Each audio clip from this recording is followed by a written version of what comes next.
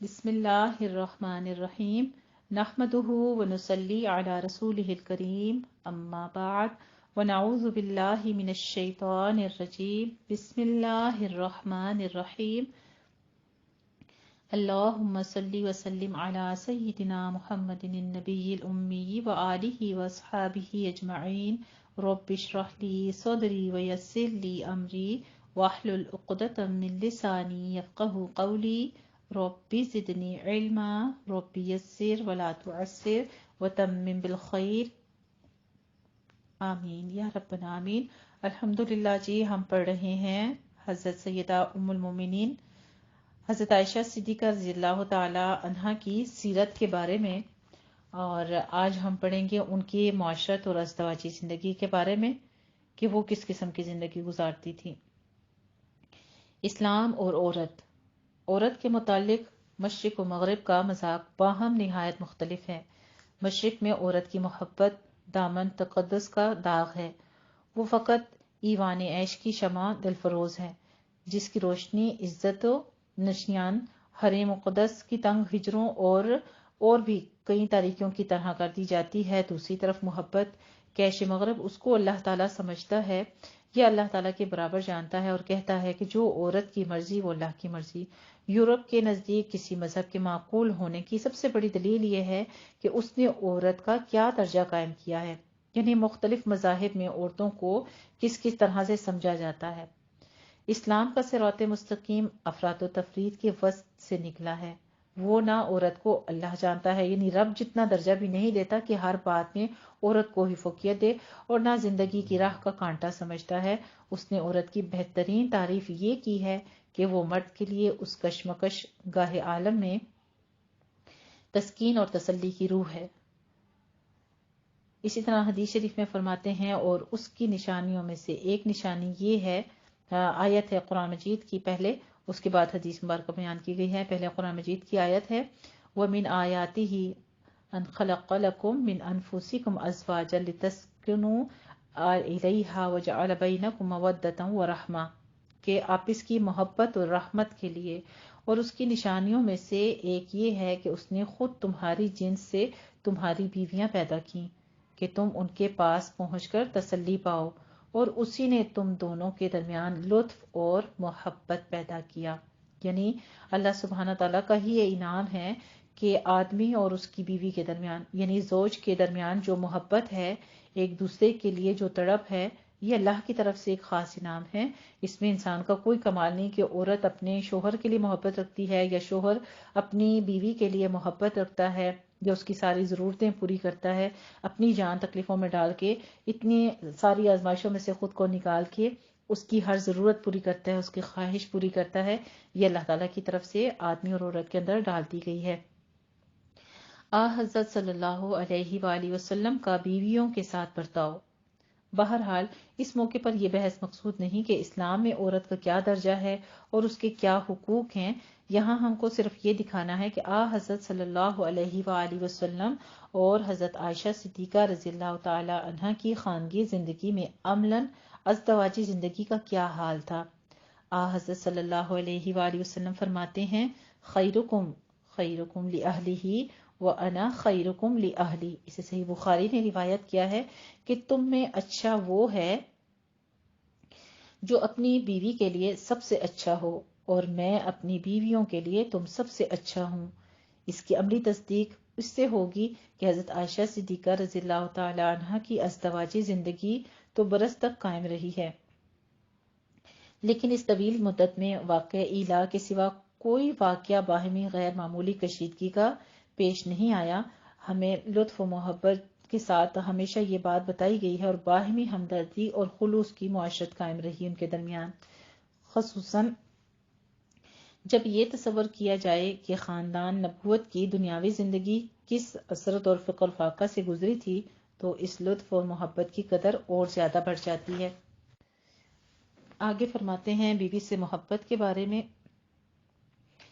حضرت صلی اللہ علیہ وآلہ وسلم حضرت عائشہ صدیقہ رضی اللہ تعالی عنہ سے نہایت محبت رکھتے تھے، اور یہ تمام صحابہ رضی اللہ تعالی عنہم اجمعین کو معلوم تھا۔ चुनाचा लोग कस्तन हदिये और तोहफे भेजते थे। जिस रोज हजरत आयशा सिद्दीका रज़ियल्लाहु ताला अन्हा के यहाँ क़याम की बारी होती तो उस दिन लोग कसरत से तहाइफ भेजा करते थे। इसे सही बुखारी ने रिवायत किया है। और अज़वाज मुतहरात को इसका मलाल होता, लेकिन कोई किसी किस्म की टोकने की हिम्मत नहीं कर सकती थी। आखिर सब ने मिलकर हजरत फातिमा रज़ियल्लाहु ताला अन्हा को आमादा किया कि वो प्याम लेकर रसूलुल्लाह सल्लल्लाहु अलैहि वसल्लम की खिदमत में आई। आप सल्लल्लाहु अलैहि वसल्लम ने फरमाया, लख्ते जिगर, जिसको मैं चाहूं उसको तुम नहीं चाहोगी। सैयदा आलम के लिए इतना ही काफी था। यानी हजरत फातिमा अपने वालिद मोहतरम की इतनी बात ही सुनकर खामोश हो गई और वापस चली आई। अज़वाज मुताहिरात ने फिर भेजना चाहा मगर वो राजी ना हुई। आखिर लोगों ने हजरत उम्मे सलीमा रज़ियल्लाहु ताला अन्हा को भेजकर और उनको बीच में डाला। उनके हाथ पैगाम भिजवा। वो निहायत संजीदा और मुतईन बीवी थी। उन्होंने मौका पाकर मतानत और संजीदगी के साथ दरख्वास्त पेश की। आप सल्लल्लाहु अलैहि वसल्लम ने फरमाया, उम्मे सलमा, मुझको आयशा रज़ियल्लाहु ताला अन्हा के मामले में दिक ना करो, क्योंकि आयशा के अलावा किसी और बीवी के लिहाफ में मुझ पर वही नाजिल नहीं हुई। इसे नसाई ने रिवायत किया है। यानी हज़रत आयशा सिद्दीक़ा रज़ियल्लाहु ताला अन्हा का रुतबा बयान फरमाते हुए आपने ये कहा कि उसके अलावा मुझे किसी और बीवी के बिस्तर में वही नाजिल नहीं हुई। एक दफा कहीं से कोई हार आया। आप सल्लल्लाहु अलैहि वसल्लम ने फरमाया, मैं ये उसको दूंगा जो दुनिया में मुझको सबसे ज्यादा महबूब होगा। सब ने कहा, ये इब्ने कहाफा की बेटी यानी हजरत आयशा सिद्दीका रज़ियल्लाहु ताला अन्हा के हाथ लगा। लेकिन हजरत सल्लल्लाहु अलैहि वसल्लम की पाक और खालिस मोहब्बत रंगीन लिबासों और तलाई जेवरों के पर्दा में कभी भी नहीं हुई। इसलिए आपने वो हार अपनी कमसिन नवासी हजरत ज़ैनब रज़ियल्लाहु ताला अन्हा की साहबजादी उमामा रज़ियल्लाहु ताला अन्हा को इनायत फरमाया। हजरत उमर बिन अलास रज़ियल्लाहु ताला अन्हु जब ग़ज़वा सलासिल से वापस आए तो दरियाफ्त किया कि या रसूलल्लाह सल्लल्लाहु अलैहि वसल्लम, आप दुनिया में सबसे ज्यादा किसको महबूब रखते हैं? इरशाद हुआ कि आयशा को। अर्ज की, या रसूलल्लाह, मर्दों की निस्बत सवाल है। फरमाया, आयशा रज़ियल्लाहु ताला अन्हा के पाक को। इसे सही बुखारी ने रिवायत किया है। एक दिन हजरत उमर रज़ियल्लाहु ताला अन्हु ने हजरत हफ्सा रज़ियल्लाहु ताला अन्हा को समझाया कि आयशा रज़ियल्लाहु ताला अन्हा की रीस यानी बराबरी ना करो, वो तो हुजूर सल्लल्लाहु अलैहि वसल्लम को महबूब हैं। इसे सही बुखारी ने रिवायत किया है। एक दफा एक सफर में हजरत आयशा सिद्दीका रज़ियल्लाहु ताला अन्हा की सवारी का ऊंट बिदक गया और उनको लेकर एक तरफ को भागा। हजरत सल्लल्लाहु अलैहि वसल्लम इस कदर बेकरार हुए कि बेख्तियार जुबान मुबारक से निकल गया, वाह अरूसहा, हाय मेरी दुल्हन। इसे मुस्नद अहमद ने रिवायत किया है। एक मरतबा हजरत सल्लल्लाहु अलैहि वसल्लम बाहर से तशरीफ लाए। हजरत आयशा सिद्दीका रज़ियल्लाहु ताला अन्हा के सर में दर्द था, इसलिए कराह रही थी। आप सल्लल्लाहु अलैहि वसल्लम ने फरमाया, हाय मेरा सर। इसी वक्त आप सल्लल्लाहु अलैहि वसल्लम तशरीफ लाए और उनकी बीमारी शुरू हुई और यही मर्जुल मौत था। इसे सही बुखारी ने रिवायत फरमाया है। यानी इतनी मोहब्बत करते थे कि उनकी तकलीफ देकर जब उन्होंने अपने सर दर्द का इजहार किया तो आप सल्लल्लाहु अलैहि वसल्लम की भी सर में दर्द शुरू हो गई। मर्जुल मौत में बार बार दरियाफ्त फरमाते थे कि आज कौन सा दिन है। लोग समझ गए कि हजरत आयशा सिद्दीका रज़ियल्लाहु ताला अन्हा की बारी का इंतजार कर रहे हैं। इसे सही बुखारी ने रिवायत किया है। चुनाचा आपको लोग उनके हुजरे में ले गए और आप तावफात वहीं पर मुकीम रहे और वहीं हजरत आयशा सिद्दीका रज़ियल्लाहु ताला अन्हा के जानों पर सर रखे हुए वफात पाई। इसे सही बुखारी ने रिवायत किया है। रसूलुल्लाह सल्लल्लाहु अलैहि वसल्लम फरमाया करते थे कि इलाही, जो चीज मेरे इम्कान में है यानी बीवियों में मुआशरत और लेन देन की बराबरी, मैं इसमें अदल से बाज नहीं आता। लेकिन जो मेरे इम्कान से बाहर है यानी हज़रत आयशा सिद्दीका रज़ियल्लाहु ताला अन्हा की قدر و قیمت اس کو معاف کرنا، اسے ابو داؤد نے روایت کیا ہے۔ عام لوگ یہ سمجھتے ہیں کہ آپ صلی اللہ علیہ وآلہ وسلم کو حضرت عائشہ صدیقہ رضی اللہ تعالی عنہ سے محبت حسن و جمال کی بنا پر تھی، حالانکہ یہ قطعاً غلط ہے۔ ازواج مطہرات میں حضرت زینب، حضرت جویریہ اور حضرت صفیہ رضی اللہ تعالی عنہن بھی حسین تھیں۔ ان کے محاسن ظاہری کی تعریف اور احادیث وغیرہ تاریخ سیر کی کتابوں میں موجود ہیں، اور اسی کے ساتھ کمسن اور گویا کنواری بھی تھیں۔ اسے زرقانی نے روایت کیا ہے۔ عمر اور حالات میں لیکن حسن و جمال کی حیثیت سے حضرت عائشہ صدیقہ رضی اللہ تعالیٰ عنہ کے متعلق ایک دو موقعوں کے علاوہ حدیث و تاریخ کے سیر میں ایک حرف مذکور نہیں ہے۔ ایک مستثنا موقع پر یہ بات بیان کی گئی ہے کہ حضرت عمر رضی اللہ تعالیٰ عنہ نے حضرت حفصہ سے کہا تھا کہ تم عائشہ رضی اللہ تعالیٰ عنہ کی ریس یعنی برابری نہ کرو کہ وہ تم سے خوبصورت ہیں اور آ حضرت صلی اللہ علیہ وآلہ وسلم کو پیاری ہیں۔ آ حضرت صلی اللہ علیہ وآلہ وسلم نے حضرت عمر رضی اللہ تعالیٰ عنہ کا یہ فقرہ سنا تو تبسم فرمایا۔ اسے صحیح بخاری نے روایت فرمایا ہے، یعنی خوشی محسوس کی ان کے چہرے پر صحابہ کرام نے۔ بہرحال اس سے صرف یہ ثابت ہوتا ہے کہ وہ حضرت حفصہ رضی اللہ تعالی عنہا پر ترجیح رکھتی تھی۔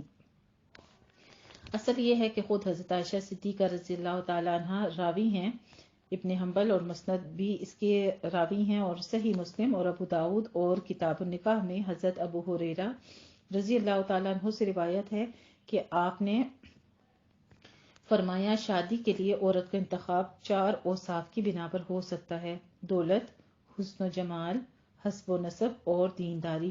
تم دینداری کی تلاش میں رہنا۔ اسے صحیح مسلم نے روایت کیا ہے۔ اس لیے ازواج میں وہی زیادہ منظور نظر ہوتی جس نے دین کی خدمت سب سے زیادہ حاصل کی ہو اور وہ دین کی خدمت گزار بن سکتی ہوں۔ حضرت عائشہ صدیقہ رضی اللہ تعالی عنہا فہم مسائل، اجتہاد فکر اور حفظ احکام تمام ازواج سے ممتاز تھیں۔ اس بنا پر شوہر کی نظر میں سب سے زیادہ محبوب تھیں۔ علامہ ابن حزم نے ملل والنحل میں اس میں محبت کو نہایت تفصیل کے ساتھ لکھا ہے اور اس نتیجے کو بدلائل ثابت کیا ہے کہ صحاح ستہ میں یہ بات مروی ہے کہ آ حضرت صلی اللہ علیہ وآلہ وسلم نے فرمایا کہ مردوں میں تو بہت سارے کامل گزرے ہیں، لیکن مریم بنت عمران اور آسیہ زوج فرعون کے سوا اور عورتوں میں کوئی کامل نہ ہوئی، اور عائشہ صدیقہ رضی اللہ عنہ کو عورتوں پر اسی طرح فضیلت ہے جس طرح سرید کو تمام کھانوں پر۔ یعنی سرید جو ہے یہ عربوں میں ایک مخصوص کھانا ہے، تو زیادہ پسندیدہ کھانا ہے، اس لیے آپ نے مثال دی کہ سرید کو تمام کھانوں پر فوقیت حاصل ہے۔ اس حدیث شریف سے معلوم ہو سکتا ہے کہ اس محبت اور قدر و منزلت کا باعث کیا تھا، ظاہری حسن و جمال یا باطنی فضل و کمال۔ باطنی کمالات میں حضرت عائشہ صدیقہ رضی اللہ تعالی عنہ کے بعد حضرت ام سلمہ کا درجہ ہے، اس لیے آ حضرت صلی اللہ علیہ وآلہ وسلم کو محبوب تھیں، حالانکہ وہ عمر رسیدہ تھیں۔ حضرت خدیجہ 65 برس کی ہو کر فوت ہوئیں رضی اللہ تعالی عنہ، لیکن آ حضرت صلی اللہ علیہ وآلہ وسلم کے دل میں ان کی محبت اس شدت سے قائم رہی کہ حضرت عائشہ صدیقہ رضی اللہ تعالی عنہ کو بھی ان پر رشک آتا تھا۔ اسے بخاری اور مسلم دونوں نے روایت کیا ہے فضائل خدیجہ میں۔ چنانچہ ایک بار حضرت عائشہ صدیقہ رضی اللہ تعالی عنہ نے برے طریقے سے ان کا نام لیا تو آپ صلی اللہ علیہ وآلہ وسلم نے برہمی ظاہر فرمائی۔ اسے صحیح بخاری نے روایت کیا ہے۔ شوہر سے محبت کے معاملے میں کیسی تھیں؟ حضرت عائشہ صدیقہ رضی اللہ تعالی عنہ کو بھی رسول اللہ صلی اللہ علیہ وآلہ وسلم سے نہ صرف محبت تھی بلکہ شغف و عشق تھا۔ اس محبت کا کوئی اور دعویٰ کرتا تو ان کو ملال ہوتا تھا۔ چنانچہ باہم ازواج مطہرات میں اس کا بڑا خیال تھا۔ تفصیل آگے آتی ہے۔ کبھی راتوں کو حضرت عائشہ صدیقہ رضی اللہ تعالی عنہ بیدار ہوتی اور آپ کو پہلو میں نہ پاتی تو بے قرار ہو جاتی۔ ایک بار شب کو آنکھ کھلی تو آپ کو نہ پایا۔ راتوں کو گھروں میں چراغ نہیں جلتے تھے، ادھر ادھر ٹٹولنے لگی۔ اسے موطا امام مالک نے روایت کیا ہے۔ آخر ایک جگہ حضرت صلی اللہ علیہ وآلہ وسلم کا قدم مبارک ملا، دیکھا تو آپ سر بسجود مناجات الہی میں مصروف ہیں، یعنی آپ عبادت میں مصروف تھے۔ ایک دفعہ یہی واقعہ پیش آیا تو شخص سے خیال کیا کہ شاید آپ کسی اور بیوی کے ہاں تشریف لے گئے ہیں۔ اٹھ کر ادھر ادھر دیکھنے لگی، دیکھا تو آپ تسبیح و تحلیل میں مصروف ہیں۔ اپنے قصور پر نادم ہوئی اور بے اختیار زبان سے نکل گیا، میرے ماں باپ آپ پر قربان، میں کس خیال میں ہوں اور آپ کس عالم میں ہیں۔ اسے نسائی نے روایت کیا ہے۔ ایک شب کا اور واقعہ یہ ہے کہ آنکھ کھلی تو حضرت صلی اللہ علیہ وآلہ وسلم کو نہ پایا۔ شب کا نصف حصہ گزر چکا تھا، ادھر ادھر ڈھونڈا لیکن محبوب کا جلوہ نظر نہیں آیا۔ آخر تلاش کرتی ہوئی قبرستان پہنچی، دیکھا تو آپ دعا و استغفار میں مشغول ہے۔ الٹے پاؤں واپس آئیں اور صبح کو آپ کے سامنے یہ واقعہ بیان فرمایا۔ آپ صلی اللہ علیہ وآلہ وسلم نے فرمایا، ہاں رات کو کوئی کالی کالی چیز سامنے جاتی معلوم ہوئی تھی، وہ تم ہی تھی۔ حدیث کی مختلف کتابوں میں کس قدر اختلاف ہے، مگر مقصد ایک ہے، اور اسے جو خصوصاً نسائی کی کتاب باب الاستغفار ہے وہاں پر درج کیا گیا ہے۔ ایک سفر میں حضرت عائشہ صدیقہ رضی اللہ تعالیٰ عنہ اور حضرت حفصہ رضی اللہ تعالیٰ عنہما دونوں آپ کے ساتھ تھیں۔ رات کو بلا ناغہ آپ حضرت عائشہ صدیقہ رضی اللہ تعالیٰ عنہ کی محمل میں تشریف لاتے اور جب تک قافلہ چلا کرتا تھا باتیں کیا کرتے۔ ایک دن حضرت حفصہ رضی اللہ تعالیٰ عنہ نے کہا، لاؤ ہم دونوں اپنا اپنا اونٹ بدل لے۔ رات ہوئی تو حسب معمول آپ حضرت عائشہ صدیقہ رضی اللہ تعالیٰ عنہ کے محمل میں تشریف لائے، دیکھا تو حضرت حفصہ رضی اللہ تعالیٰ عنہ تھی۔ آپ سلام کر کے بیٹھ گئے۔ حضرت عائشہ صدیقہ رضی اللہ تعالیٰ عنہ تشریف آوری کی منتظر تھی۔ جب قافلہ نے پڑاؤ ڈالا تو حضرت عائشہ صدیقہ رضی اللہ تعالیٰ عنہ سے ضبط نہ ہوا، محمل سے اتر پڑی، دونوں پاؤں گھاس پر رکھ دیے اور بولی، اللہ، میں ان کو تو کچھ نہیں کہہ سکتی، تو کوئی بچھو یا سانپ بھی مجھ کو آ کر ڈسوا دے۔ اسے صحیح بخاری نے روایت کیا ہے۔ یعنی اس قدر شدید محبت کرتی تھی کہ برداشت نہیں کرتی تھی کہ کسی اور بیوی کے پاس چلے جائیں، تو اپنے لیے کیسی دعا کی کہ میں ویسے تو آواز دے کے اب ادھر سے اس محمل میں سے نہیں بلا سکتی، وہ جو محمل اونٹ کے اوپر جو اس کے چوہان کے اوپر بنائے ہوتے ہیں نا سفاری، اس کے بارے میں ذکر ہے، تو اپنے لیے دعا کرتی ہیں کہ کوئی سانپ بچھو یا کہ مجھے کاٹ لے تو چلو اسی بہانے آپ سے تشریف سنائیں گے یہاں پہ میرے پاس۔ حضرت صلی اللہ علیہ وآلہ وسلم نے ایلا کر لیا تھا، یعنی عہد کر لیا تھا کہ 1 مہینے تک ازواج مطہرات کے پاس نہ آئیں گے۔ باہر حجرے سے متصل حضرت عائشہ صدیقہ رضی اللہ تعالیٰ عنہ کا ایک مردانہ بالا خانہ بھی تھا، وہیں قیام فرما رہے تھے۔ تمام بیویاں گریہزاری میں مصروف تھیں، اسے صحیح بخاری نے روایت کیا ہے، اور حضرت صلی اللہ علیہ وآلہ وسلم کے خلاف مرضی وہاں جا بھی نہیں سکتی تھیں۔ حضرت عائشہ صدیقہ رضی اللہ تعالیٰ عنہ کا یہ حال تھا کہ مہینہ گزرنے کے انتظار میں ایک ایک دن گنتی رہیں، اسے صحیح بخاری نے روایت کیا ہے۔ مہینہ جب ختم ہوا تو سب سے پہلے آپ انہی کے کمرے میں تشریف لائے، چونکہ ازواج مطہرات میں مختلف درجوں کی عورتیں تھیں، بعض عمرہ اور رئیس گھرانوں کی بیٹیاں تھیں، اور وہ اس طرح فقیرانہ زندگی بسر کرنے پر راضی نہ تھیں۔ اس بنا پر تخبیر کی آیات تاخیر جو آیات وغیرہ نازل ہوئی تھی کہ جو چاہے اس شرف کو قبول کرے اور جو چاہے خانہ نبوت سے الگ ہو جائے۔ ازواج مطہرات میں کون ایسی بدقسمت تھی جو کنارہ کشی پسند کرتی؟ سب نے بخوشی اسی زندگی کو ترجیح دی، لیکن سب سے پہلے حضرت عائشہ صدیقہ رضی اللہ تعالیٰ عنہ نے ہی اس بات کے جواب کا ابتدا کی اور فضل تقدیم کے لیے منع کر دیا کہ یا رسول اللہ صلی اللہ علیہ وآلہ وسلم، میرا جواب کسی کو نہ بتائیے گا۔ اسے صحیح بخاری نے روایت کیا ہے۔ اس فکرے میں نسوانی فطرت کی جھلک نمایاں ہے، یعنی آگے سے بیان اس طرح سے کر دیا۔ آپ سے سب نے جب پوچھا کہ تم میرے ساتھ رہنا چاہو گی یا کہ آپ کو معلومات دے کر اور رخصت کر دیا جائے، تو انہوں نے کیا کہا کہ میں آپ کو ہی چنوں گی۔ اس پر ساتھ ہی یہ بھی کہتی ہیں کہ یہ میرا جواب اب اور کسی کو نہ بتا دینا، کہ کہیں کسی اور کا بھی یہ جواب ہو گیا تو پھر آپ کے لیے سب بھی تیار تھیں، لیکن ہر ایک تمام بیویوں کی خواہش اسی طرح تھی، سب نے آپ صلی اللہ علیہ وسلم کے ساتھ ہی رہنا جو تھا اس کو بخوشی قبول کیا۔ اسی کشمکش کے آخری زمانہ میں ارجاء کی آیت نازل ہوئی، یعنی جس بیوی کو آپ چاہیں رکھیں اور جس کو چاہیں الگ کر دیں۔ گو کہ آپ نے اپنی فطری رحمت و مروت کی بنا پر کسی کو الگ کرنا گوارا نہ فرمایا، لیکن اختیار بہرحال حاصل ہو چکا تھا۔ حضرت عائشہ صدیقہ رضی اللہ تعالیٰ عنہ کہا کرتی تھیں، یا رسول اللہ صلی اللہ علیہ وآلہ وسلم، اگر یہ اختیار مجھ کو عطا ہوا ہوتا تو میں اس شرف میں کسی اور کو ترجیح نہیں دیتی۔ اس صحیح بخاری نے روایت کیا ہے۔ غزوہ موتا میں حضرت جعفر طیار رضی اللہ تعالیٰ عنہ کی شہادت کی خبر آئی تو آپ کو سخت ملال ہوا۔ اسلام میں نوحہ ممنوع ہے۔ ایک صاحب نے آ کر اطلاع دی کہ حضرت جعفر رضی اللہ تعالیٰ عنہ کے ہاں عورتیں نوحہ کر رہی ہیں۔ آپ صلی اللہ علیہ وآلہ وسلم نے فرمایا، منع کر دو۔ وہ گئے اور واپس آئے کہ نہیں مانتی۔ آپ صلی اللہ علیہ وآلہ وسلم نے فرمایا، ان کے منہ میں خاک ڈال دو۔ وہ پھر گئے اور واپس آ کر کچھ کہنے لگے۔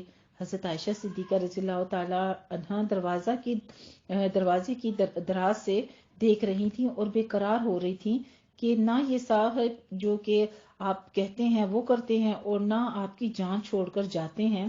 اسے صحیح بخاری نے روایت کیا ہے۔ آپ صلی اللہ علیہ وسلم اکثر حضرت عائشہ صدیقہ رضی اللہ تعالیٰ عنہ کے زانوں پر سر رکھ کر سو جاتے۔ آپ ایک دفعہ اسی طرح آرام فرما رہے تھے کہ ایک خاص سبب سے حضرت ابوبکر صدیق رضی اللہ تعالیٰ عنہ غصے میں اندر تشریف لائے اور بیٹی کے پہلو میں کونچا دیا۔ حضرت عائشہ صدیقہ رضی اللہ تعالیٰ عنہ کہتی ہیں کہ میں نے صرف اس خیال سے حرکت نہیں کی کہ آپ کے خواب راحت میں خلل نہ ہو۔ یعنی باپ آیا اور باپ نے گھٹنے کے اوپر زور سے ٹھوکر مار کے ڈانٹا، لیکن کہتی ہیں جنبش تک نہیں کی۔ اس یعنی گھٹنے پر جو پاؤں زور سے لگ رہا ہے، ٹھوکر لگ رہی ہے یا غصے میں آپ کو ہلایا جا رہا ہے، اس کے باوجود بھی ذرا سی بھی حرکت نہیں کی، اپنے آپ کو ساکت رکھا کہ کہیں آپ صلی اللہ علیہ وسلم کے خواب و راحت میں کوئی خلل نہ ہو۔ یعنی شوہر کی محبت، اس کے نیند اور سکون کا، اس کے آرام کا کس قدر خیال رکھتی تھی۔ اسے صحیح بخاری نے روایت کیا ہے۔ سبب یہی تھا کہ اس سفر میں حضرت عائشہ صدیقہ رضی اللہ تعالیٰ عنہ کا ہار گم ہو گیا تھا، جس کا ذکر آگے آئے گا انشاءاللہ تعالیٰ۔ بیوی کی مدارات کس طرح سے کرتے تھے آپ صلی اللہ علیہ وسلم؟ حضرت صلی اللہ علیہ وآلہ وسلم کی زندگی انسانی معاشرت کے لیے نمونہ تھی۔ اس بنا پر صرف اس تعلیم کے لیے کہ شوہر اپنی بیوی کی خوشنودی کی کس طرح کوشش کرنی چاہیے۔ آپ کبھی کبھی ان کے ساتھ غیر معمولی انبساط بھی کیا کرتے تھے اور انبساط سے پیش آتے تھے۔ چنانچہ اوپر گزر چکا ہے کہ حضرت عائشہ صدیقہ رضی اللہ تعالی عنہا کے کھیل کود میں آپ کس قدر مسرت ظاہر فرماتے تھے۔ حضرت عائشہ صدیقہ رضی اللہ تعالیٰ عنہا نے ایک انصاری لڑکی کی پرورش فرمائی تھی۔ اس کی شادی ہونے لگی تو اس تقریب کو معمولی سادگی کے ساتھ انجام دینے لگی۔ حضرت صلی اللہ علیہ وآلہ وسلم باہر سے تشریف لائے تو فرمایا، عائشہ گیت اور راگ تو ہے نہیں؟ اسے مسند احمد نے روایت کیا ہے۔ یعنی جس میں کوئی شرکیہ افعال وغیرہ نہ ہو، معمولی دف وغیرہ، اور ویسے ہی موسیقی کے بغیر جو چیزیں جو ہیں یعنی عورتوں میں ویسے خوشنمائی کے لیے گنگنائی جائیں وہ جائز ہیں۔ ایک دفعہ عید کا دن تھا۔ حبشی عید کی خوشی میں نیزے ہلا ہلا کر پہلوانی کے کرتب دکھا رہے تھے۔ حضرت عائشہ صدیقہ رضی اللہ تعالیٰ عنہ نے یہ تماشا دیکھنا چاہا۔ آپ صلی اللہ علیہ وسلم آگے اور وہ پیچھے کھڑی ہو گئیں، اور جب تک وہ خود تھک کر نہ ہٹ گئیں آپ صلی اللہ علیہ وآلہ وسلم برابر اوٹ کیے کھڑے رہے۔ اسے صحیح بخاری نے روایت کیا ہے۔ ایک دفعہ حضرت عائشہ صدیقہ رضی اللہ تعالیٰ عنہ حضرت صلی اللہ علیہ وآلہ وسلم سے بڑھ بڑھ کر بول رہی تھیں۔ اتفاق سے حضرت ابوبکر صدیق رضی اللہ تعالیٰ عنہ آ گئے۔ انہوں نے یہ گستاخی دیکھی تو اس قدر برہم ہوئے کہ بیٹی کو مارنے کے لیے ہاتھ اٹھایا۔ حضرت صلی اللہ علیہ وآلہ وسلم فوراً آڑے آ گئے۔ جب حضرت ابوبکر صدیق رضی اللہ تعالیٰ عنہ چلے گئے تو فرمایا، کہو میں نے تم کو کیسا بچایا؟ اسے ابو داؤد نے روایت کیا ہے۔ ایک دفعہ ایک لونڈی کو لیے ہوئے آپ صلی اللہ علیہ وآلہ وسلم حضرت عائشہ صدیقہ رضی اللہ تعالیٰ عنہ کے پاس تشریف لائے۔ پھر پوچھا کہ تم اس کو پہچانتی ہو؟ عرض کی، نہیں یا رسول اللہ صلی اللہ علیہ وآلہ وسلم۔ فرمایا کہ یہ فلاں شخص کی لونڈی ہے، تم اس کا گانا سننا چاہتی ہو؟ انہوں نے کہا۔ اپنی مرضی ظاہر کی تو وہ تھوڑی دیر تک گاتی رہیں۔ حضرت صلی اللہ علیہ وآلہ وسلم نے گانا سن کر فرمایا، اس کے نتنوں میں شیطان باجا بجاتا ہے۔ یعنی اس قسم کے گانے کو آپ نے بذات خود مکروہ سمجھا. اسے مسند احمد نے سیرت عائشہ میں بیان فرمایا ہے. دل بہلانا کس قسم کا تھا؟ کبھی کبھی دل بہلانے کو آپ کہانی بھی کہا کرتے تھے. ایک دفعہ نئی گفتگو میں خرافہ کا نام آیا. فرمایا خرافہ کو جانتی ہو؟ کون تھا؟ قبیلہ ازرع کا ایک آدمی تھا. اس کو جن اٹھا کر لے گئے. وہاں اس نے جو بڑے بڑے عجائبات دیکھے تھے واپس آ کر ان کو لوگوں سے بیان کیا تھا. اس بنا پر جب کوئی عجیب بات آپ لوگ سنتے ہیں تو کہتے ہیں کہ یہ تو خرافہ کی بات ہے. اسے ترمذی شریف میں باب خرافہ مسند میں تحریر کیا گیا ہے اور ہماری زبان میں بھی اس کی جمع خرافات مستعمل ہے. ایک دفعہ حضرت عائشہ صدیقہ رضی اللہ تعالیٰ عنہ نے کہانی کہنی شروع کی. نسائی نے یہ کہانی خود حضرت صلی اللہ علیہ وآلہ وسلم کی طرف منسوب کی ہے. اس کہانی میں عبارت کی جو خوبی ہے اس کا بیان تو کہیں اور آئے گا. یہاں صرف نفس قصہ کا ترجمہ کیا جاتا ہے کہ عرب کا مذاق قائم رہے. ایک دن 11 سہیلیاں ایک جگہ مل کر بیٹھی تھیں. باہم طے پایا کہ ہر ایک اپنے اپنے شوہر کا حال بے کموں کاست کہہ سنائے. یعنی جس کے شوہر کا جو حال ہے تمام سہیلیاں بیٹھ جائیں اور سب اپنا اپنا حال بیان کر دیں. پہلی بولی میرا شوہر اونٹ کا وہ گوشت ہے جو کسی پہاڑ پر رکھا ہو. نہ میدان ہے کہ کوئی وہاں تک پہنچ جائے اور نہ گوشت ہی اچھا ہے کہ اس کو کوئی اٹھا لے جائے. دوسری نے کہا میں اپنے شوہر کا حال نہیں بیان کروں گی. اگر بیان کروں تو اس قدر لمبا ہے کہ ڈر ہے کہ کچھ چھوڑ نہ دوں اور اندر باہر کا سب حال نہ بتا دوں. تیسری نے کہا میرا شوہر بڑا سخت ہے. بولوں تو طلاق پا جاؤں اور چپ رہوں تو سمجھوں کہ بیاہی ہی نہیں ہوں یا بن بیاہی ہوں. چوتھی بولی میرا شوہر حجاز کی رات ہے. نہ گرم نہ سرد، نہ ڈر ہے نہ ملال ہے. پانچویں نے کہا میرا شوہر گھر آتا ہے تو چیتا بن جاتا ہے، باہر جاتا ہے تو شیر ہو جاتا ہے. جو وعدے کرے اس میں پھر پوچھنے کی حاجت نہیں، یعنی وہ وعدے کر کے بھول جاتا ہے.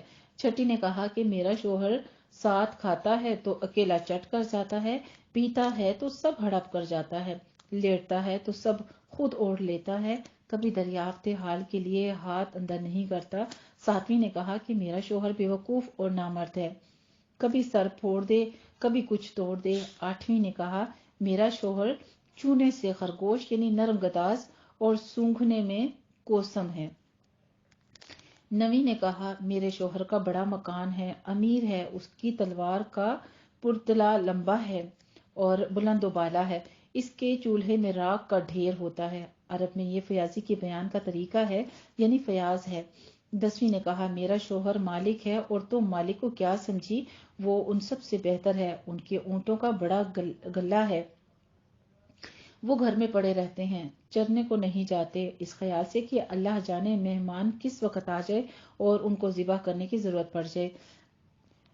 باجے کی آواز سن لی تو سمجھ جاتے ہیں کہ موت کا دن آ گیا ہے، یعنی کوئی تقریب ہے، اس میں ذبح ہونا ہوگا. صحیح بخاری نے ان تمام باتوں کو روایت کیا ہے. 11ویں نے اپنی بڑی لمبی کہانی شروع کی. میرے شوہر کا نام ابو ذرا ہے. تم ابو ذرا کو کیا سمجھی؟ اس نے زیوروں سے میرے کان اور چربی سے میرے بازو بھر دیے ہیں، مسرت سے میرا دل خوش کر دیا. بکری والوں کے گھرانوں میں مجھے پایا، لیکن ہنہنانے والے گھوڑوں، بلبلانے والے اونٹوں، غلہ ملنے والے اور پھٹکنے والے مزدوروں میں لا کر مجھے رکھ دیا.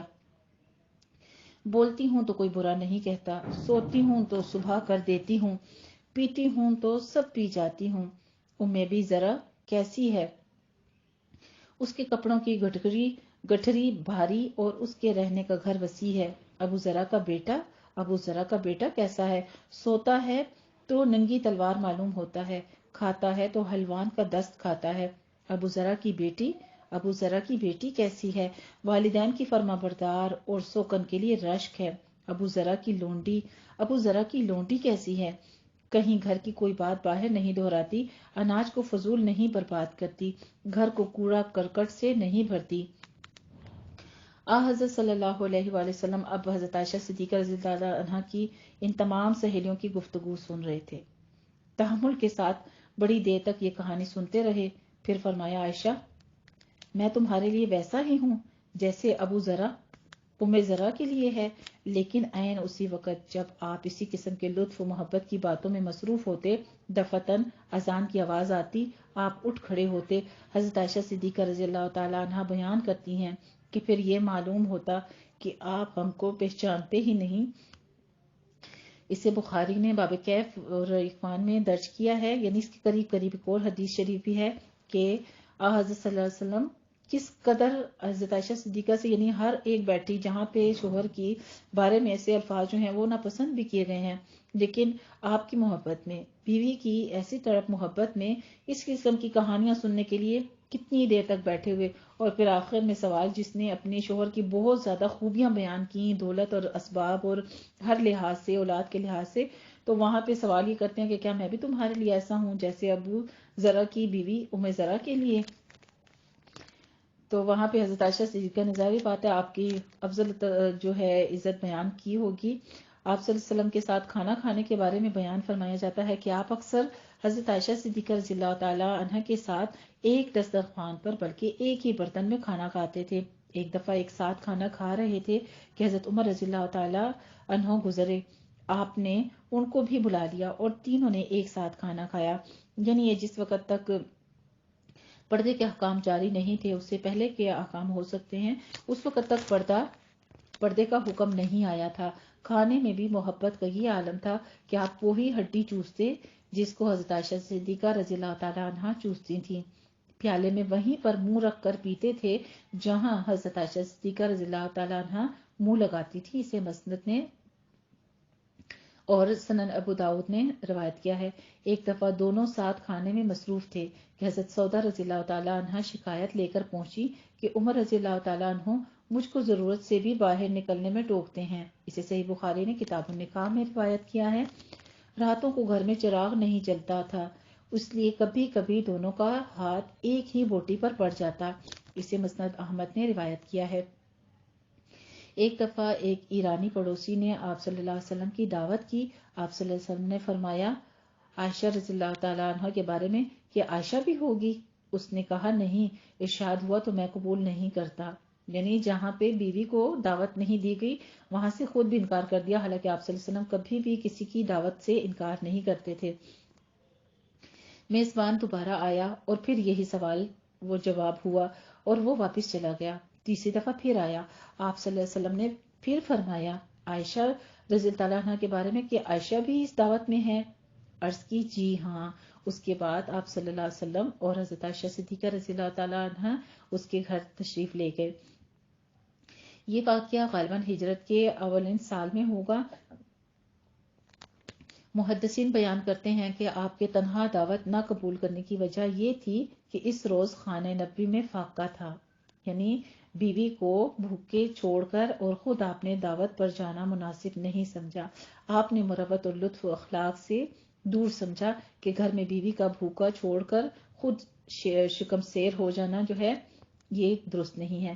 پڑوسی نے اس لیے 2 دفعہ انکار کیا۔ اس کے ہاں سامان ایک ہی آدمی کے لیے تھا۔ تیسری دفعہ کچھ سامان کر کے حاضر ہوا۔ فقہا نے اس حدیث شریف سے یہ نتیجہ اخذ کیا ہے کہ بے تکلف دوستوں سے انکار دعوت یا کسی اور مہمان کے بڑھانے کے لیے اصرار کرنا جائز ہے۔ یہ حدیث صحیح مسلم کتاب الاتمام میں ہے اور اسے نبی نے بھی دیکھا ہے۔ ہم سفری کے بارے میں فرماتے ہیں کہ سفر میں تمام ازواج تو ساتھ نہیں رہ سکتی تھی اور کسی کو خاص طور پر ترجیح دینا بھی خلاف انصاف تھا۔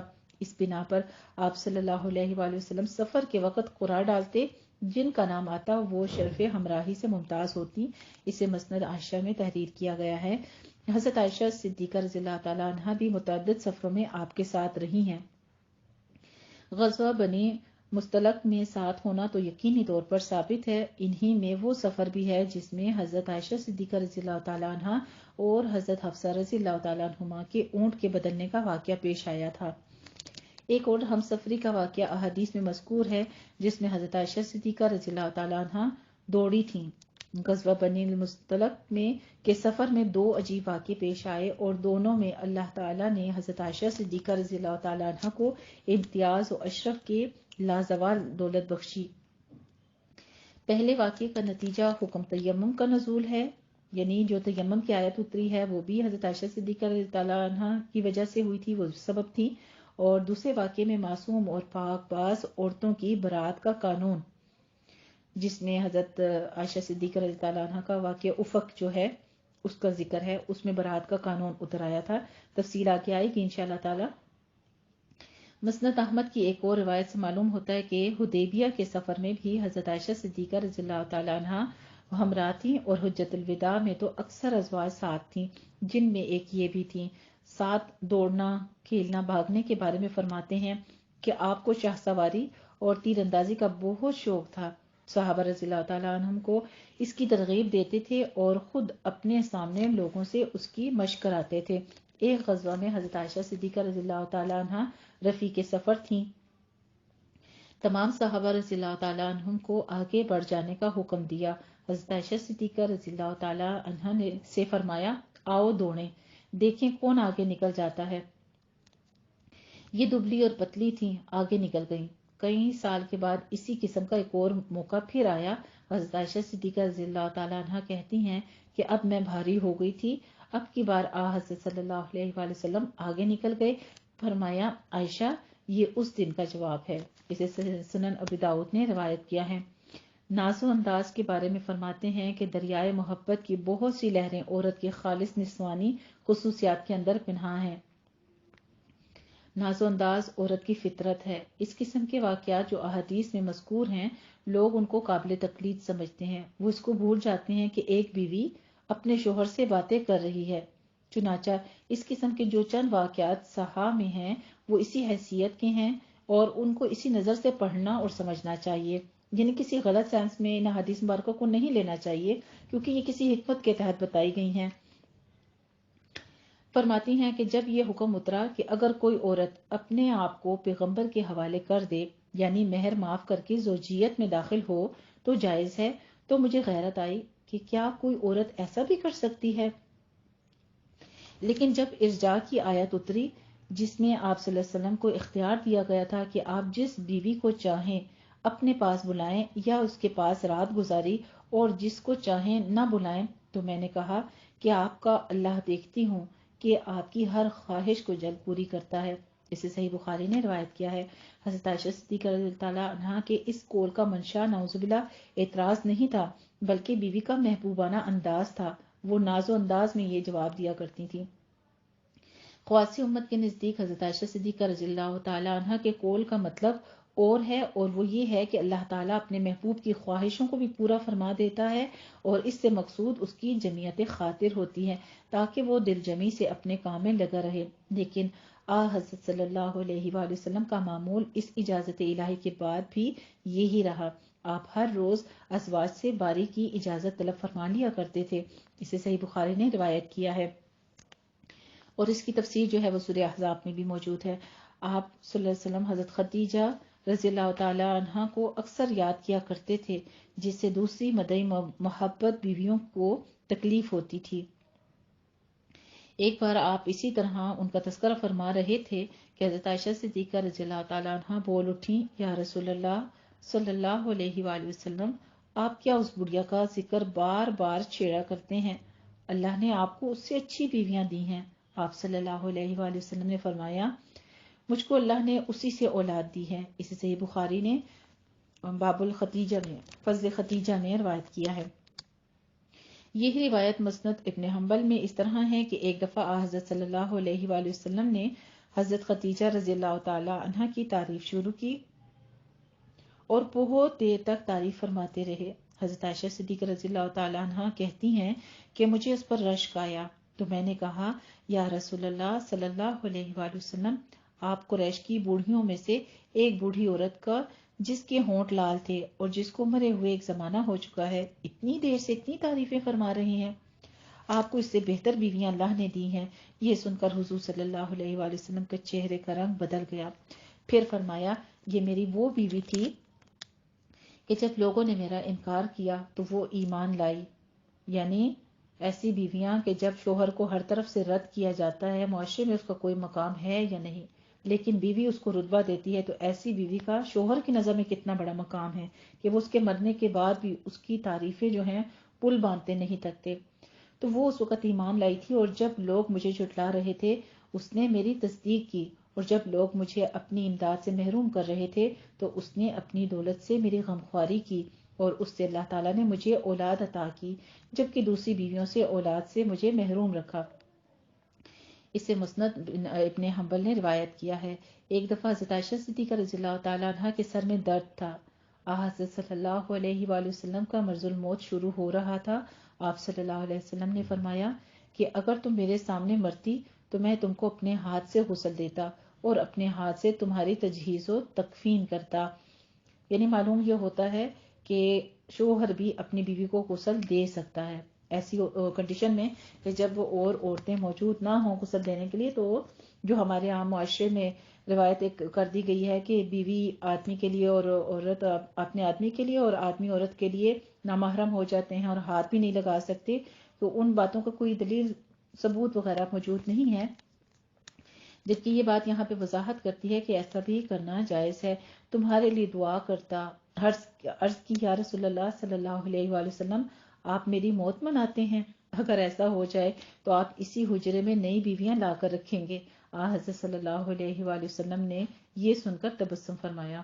اسے صحیح بخاری نے روایت کیا ہے۔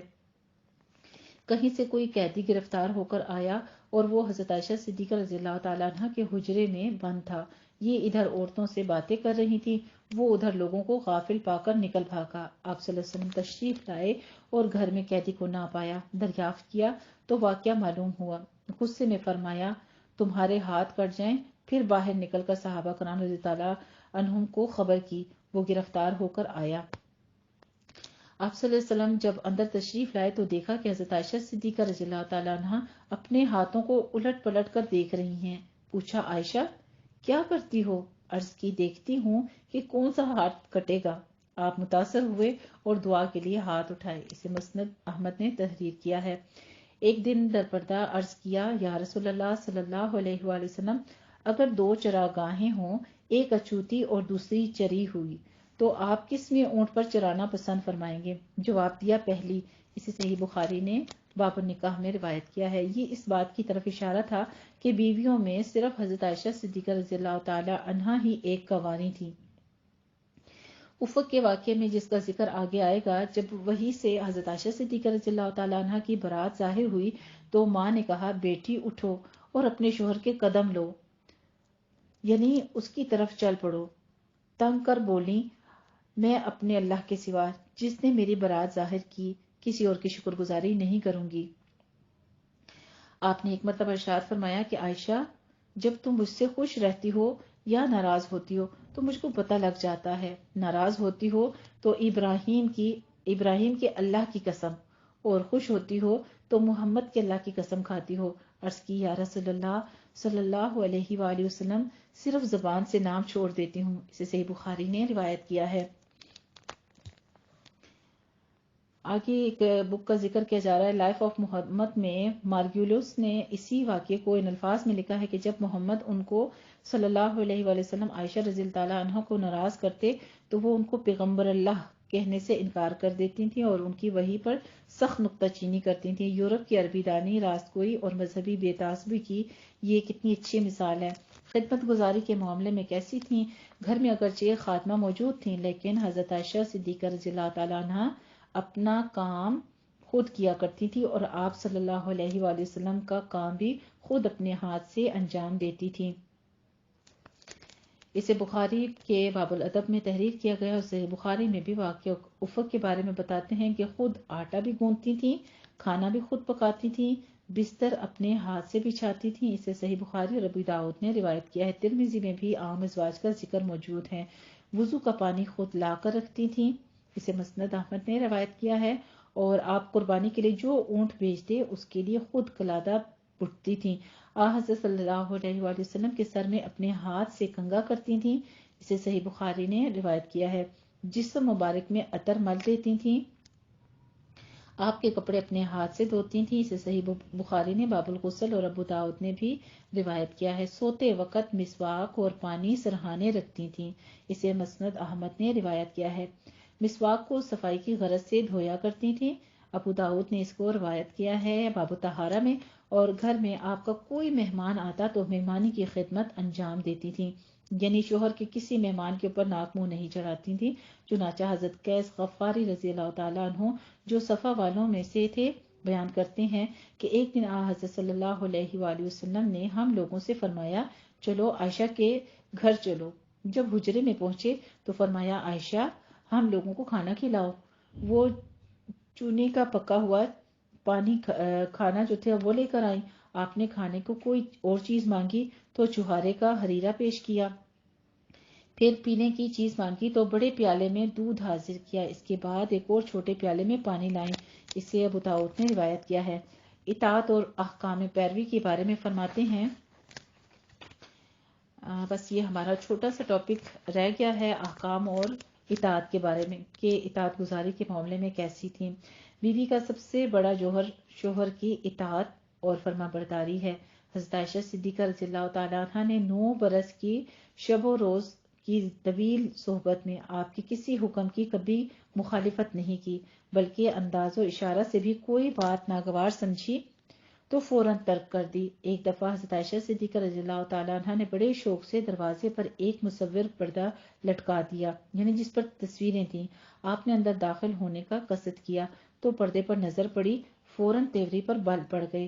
حضرت عائشہ صدیقہ رضی اللہ تعالیٰ عنہ یہ دیکھ کر سہم گئیں، عرض کی یا رسول اللہ صلی اللہ علیہ وآلہ وسلم قصور معاف، مجھ سے کیا خطا سرزد ہوئی؟ فرمایا جس گھر میں تصویریں ہوں فرشتے داخل نہیں ہوتے۔ یہ سن کر حضرت عائشہ صدیقہ رضی اللہ تعالیٰ عنہ نے فوراً پردہ چاک کر ڈالا اور اس کو مصرف میں لے آئیں، یعنی اور کسی چیزوں میں استعمال میں کر دیا جو کہ اسراف کی چیزوں میں سے تھیں۔ اسے صحیح بخاری نے روایت کیا ہے۔ ایک صحابی نے ولیمے کی دعوت کرنی تھی لیکن گھر میں سامان نہ تھا۔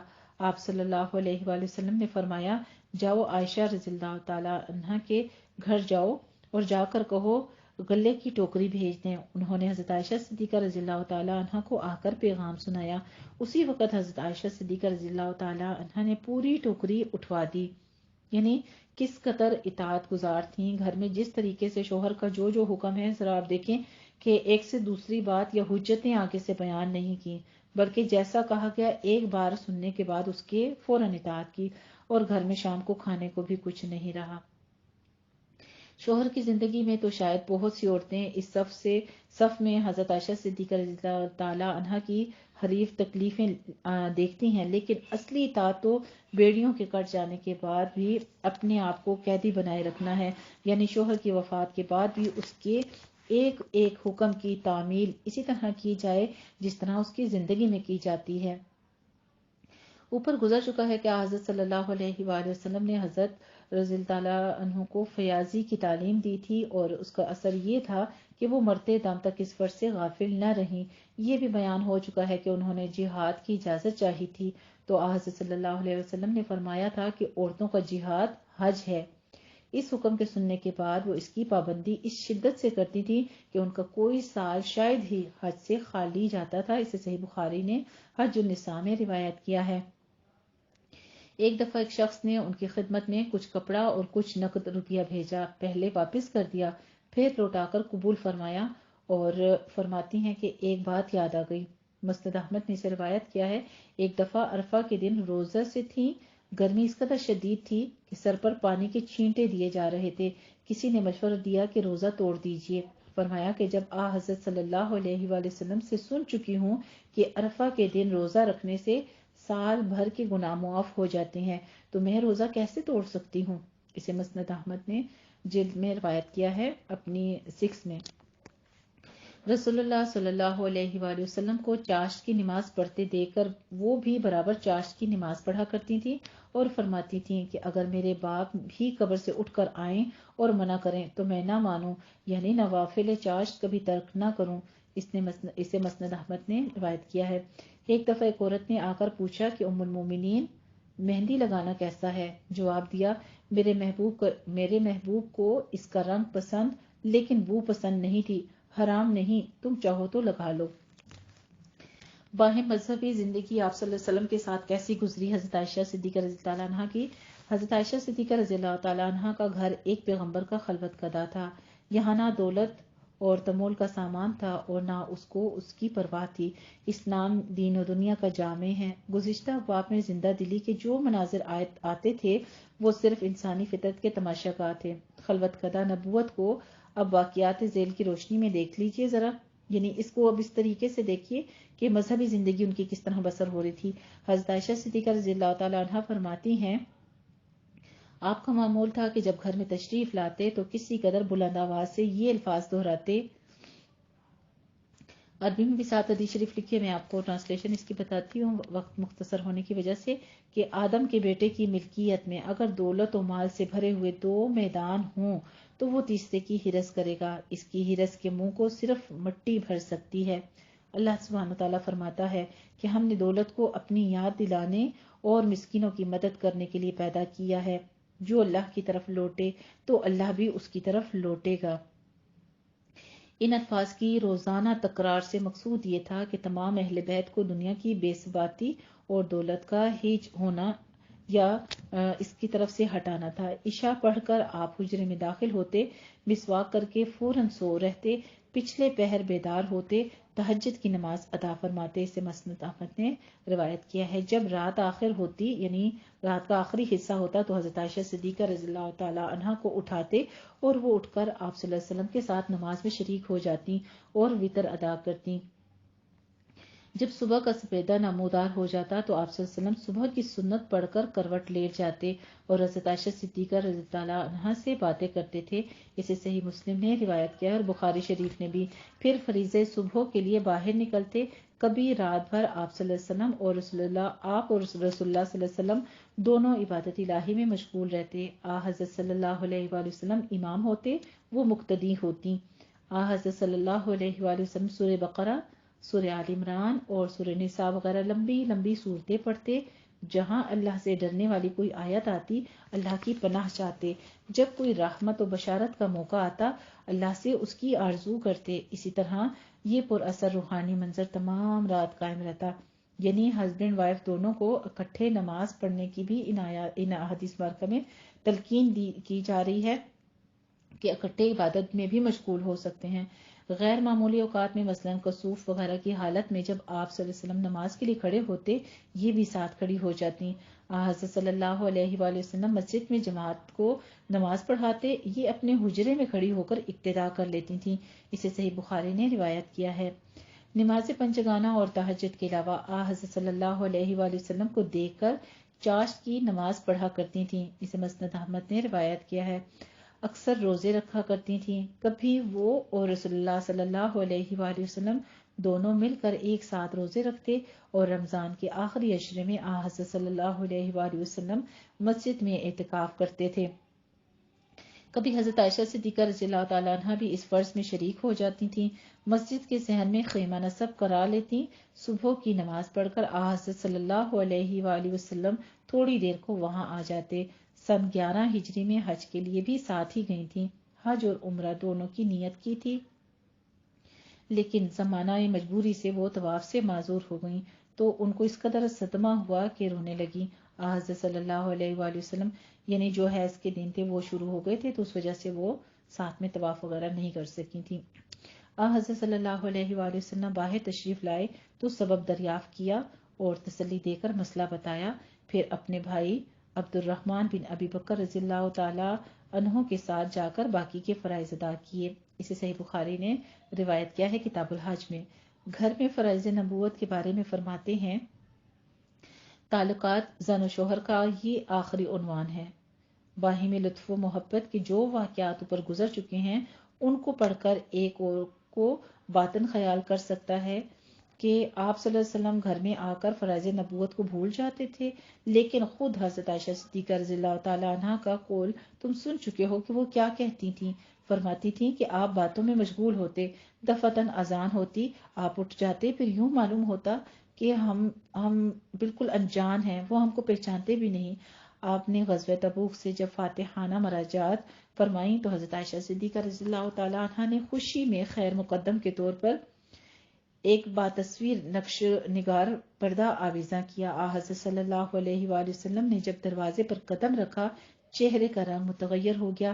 عرض کی یا رسول اللہ قصور معاف، کیا خطا ہوئی؟ ارشاد ہوا کہ عائشہ، ہم کو اللہ نے اینٹ اور مٹی کی آرائش کے لیے دولت نہیں دی ہے، یعنی اینٹ اور مٹی کے گھروں کے اوپر اس قسم کی نمود و نمائش جو ہے وہ بت وغیرہ یا تصویر وغیرہ وہ جائز نہیں ہے۔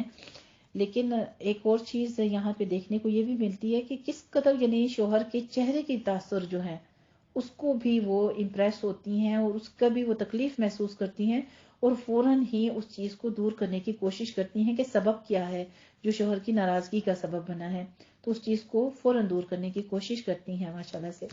ایک شب آپ حضرت عائشہ صدیقہ رضی اللہ تعالیٰ عنہ کے پاس تشریف لائے اور پھر چپ کے اٹھ کر ایک سمت کو روانہ ہوئے۔ حضرت عائشہ صدیقہ رضی اللہ تعالیٰ عنہ بھی چھپ کر پیچھے پیچھے روانہ ہوئیں۔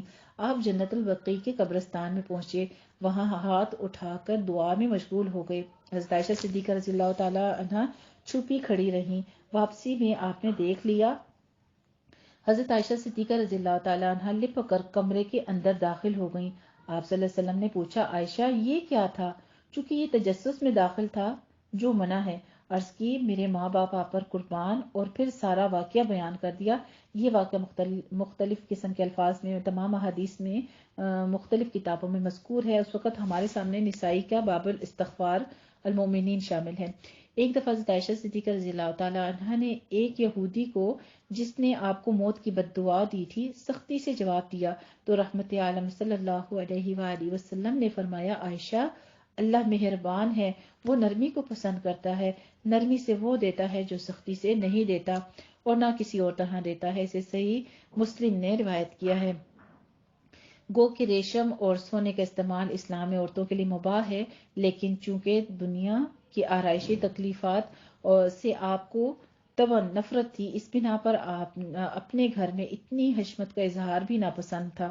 ایک مرتبہ حضرت عائشہ صدیقہ رضی اللہ تعالیٰ عنہ نے سونے کے کنگن پہنے۔ آپ صلی اللہ علیہ وسلم نے فرمایا، میں تم کو اس سے بہتر تدبیر نہ بتاؤں؟ تم ان کنگنوں کو اتار دو اور چاندی کے 2 کنگن بنوا کر ان پر زعفران کا رنگ چڑھوا دو۔ نسائی نے اسے روایت کیا ہے۔ حضرت عائشہ صدیقہ رضی اللہ تعالیٰ عنہ روایت کرتی ہیں کہ حضرت صلی اللہ علیہ وآلہ وسلم نے ہم کو 5 چیزوں سے منع فرمایا: ریشمی کپڑے، سونے کے زیور، سونے اور چاندی کے برتن، سرخ نرم گدے اور کتان آمیز ریشمی کپڑے۔ یعنی یہ امہات المومنین تھیں تو ان کے لیے یہ جو عام اگر امت میں جو چیزیں دستیاب نہ ہوں، یہ اس لیے ان کو بھی منع فرما دی تھی۔